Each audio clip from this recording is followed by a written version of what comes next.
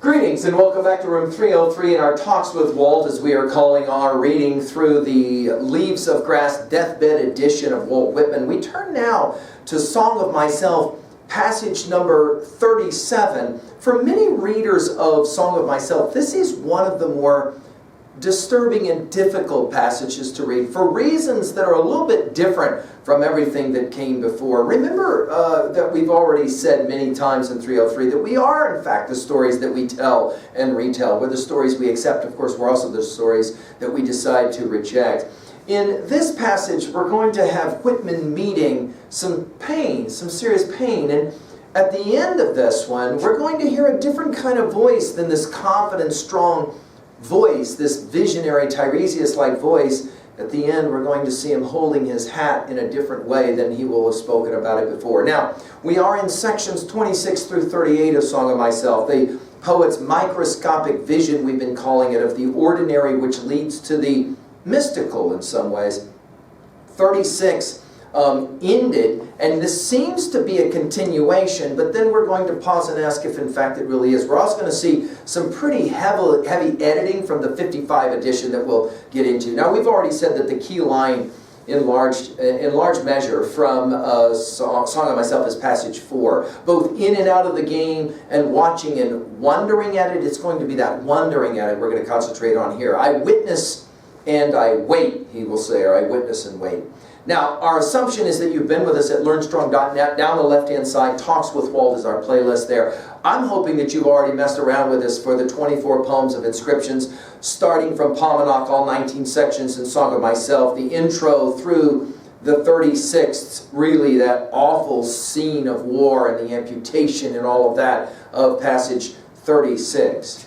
Now, before I read this passage, I just want to comment on where I think Whitman's Head is as he's messing around with this set of lines. I think he's got a biblical passage in mind here.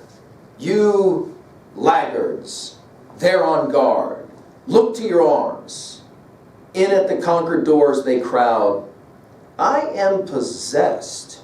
Embody all presences outlawed or suffering. See myself in prison, shaped like another man, and feel the dull, unintermitted pain. For me, the keepers of convicts shoulder their carabines and keep watch. It is I, let out in the morning and barred at night. Not a mutineer walks handcuffed to jail, but I am handcuffed to him and walk by his side. I am less the jolly one there, and more the silent one with sweat on my twitching lips. Not a youngster is taken for larceny, but I go up too and am tried and sentenced. Not a cholera patient lies at the last gasp, but I also lie at the last gasp. My face is ash-colored, my sinews gnarl. Away from me, people retreat. Askers embody themselves in me, and I am embodied in them. I project my hat, sit shamefaced, and beg. Now, we could say that, of course, much of this sounds a whole lot like that famous set of lines that became so important even in the film version of Steinbeck's novel, Grapes of Wrath, right? I will be there, I will be there.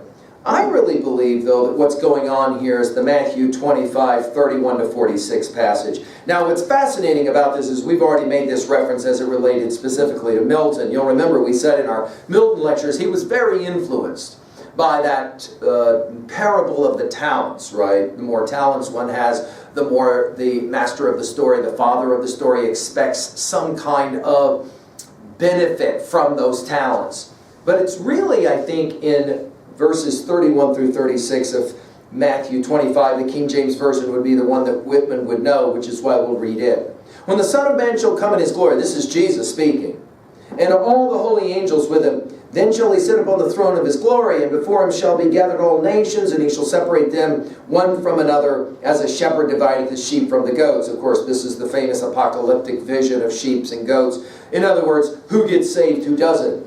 And he shall set the sheep on his right hand, the goats on his left. Then the king shall say to them on his right hand, Come, ye blessed of my Father, inherit the kingdom prepared for you from the foundation of the world. For, verse 35, I was an hungered, and ye gave me meat.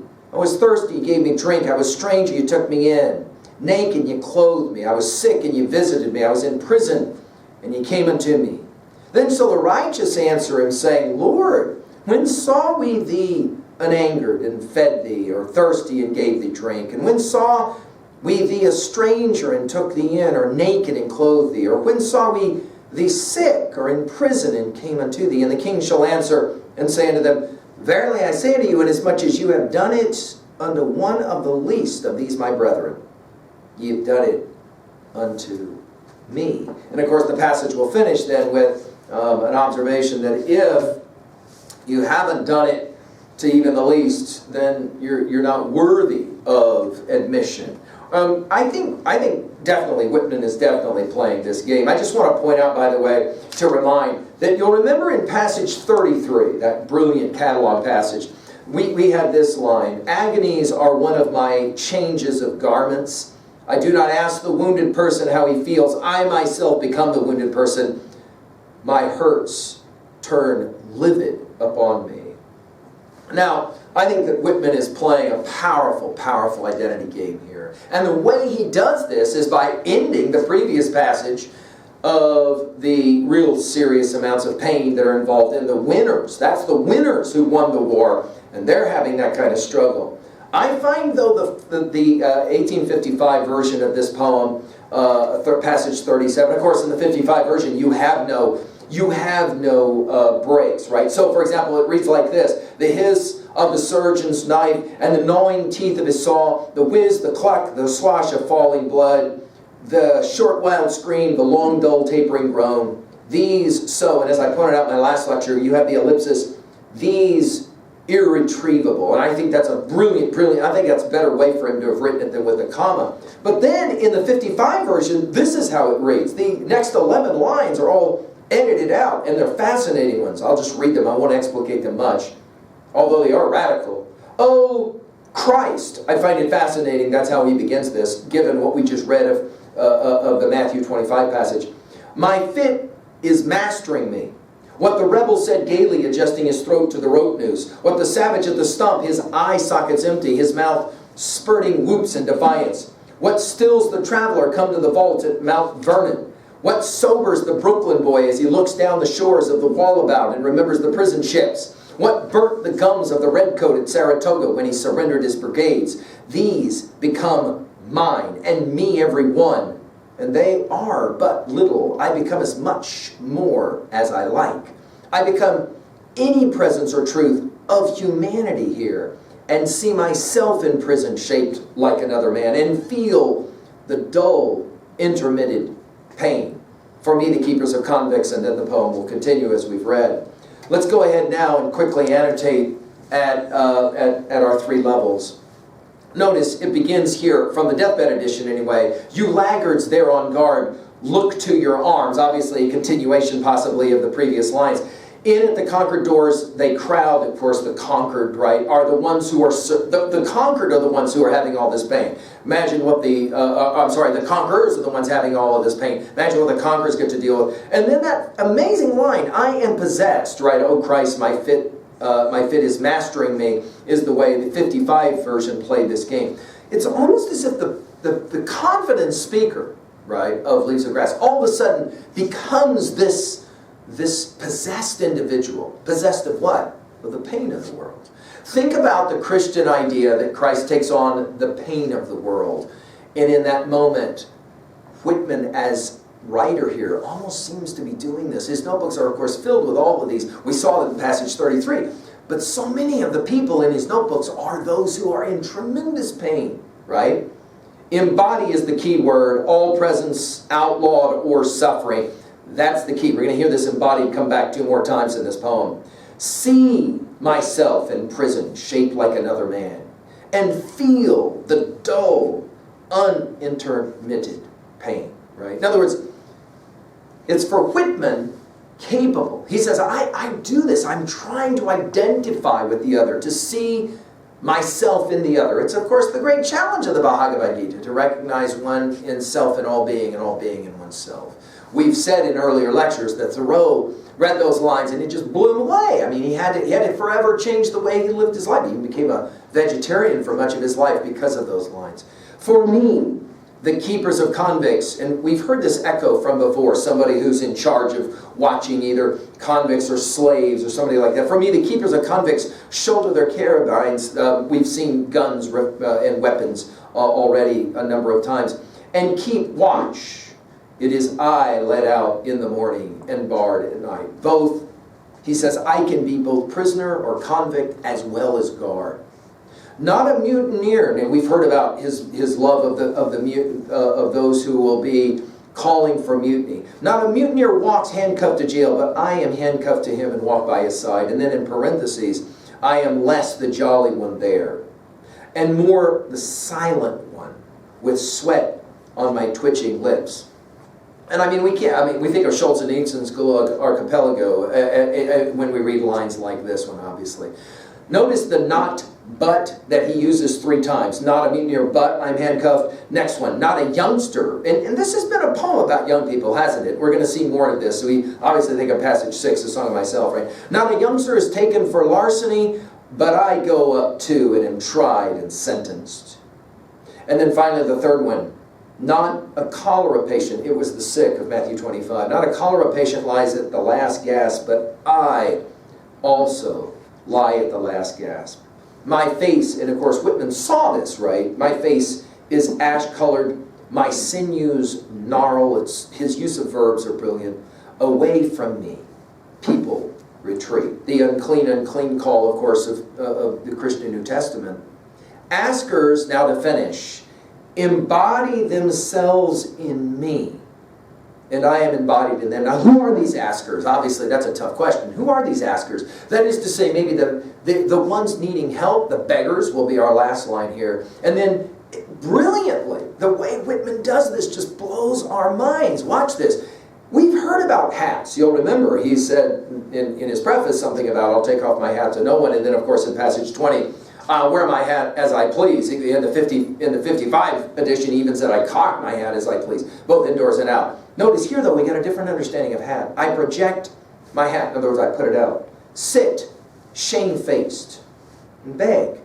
Of course, the way that the poor would beg in Whitman's day would be to have their hat off and to hold it out, and you could put some money maybe in the hat. And what is it that's going on here? Let's finish now quickly at level 2A. Well, this is the challenge for Whitman. Whitman challenges us, not just with an optimism, but with a finger that points directly to us and says, can we see the pain of the world, the suffering of the world, the suffering of the convict, the suffering of the child, the suffering of the sick? He says, I'm all of those as well.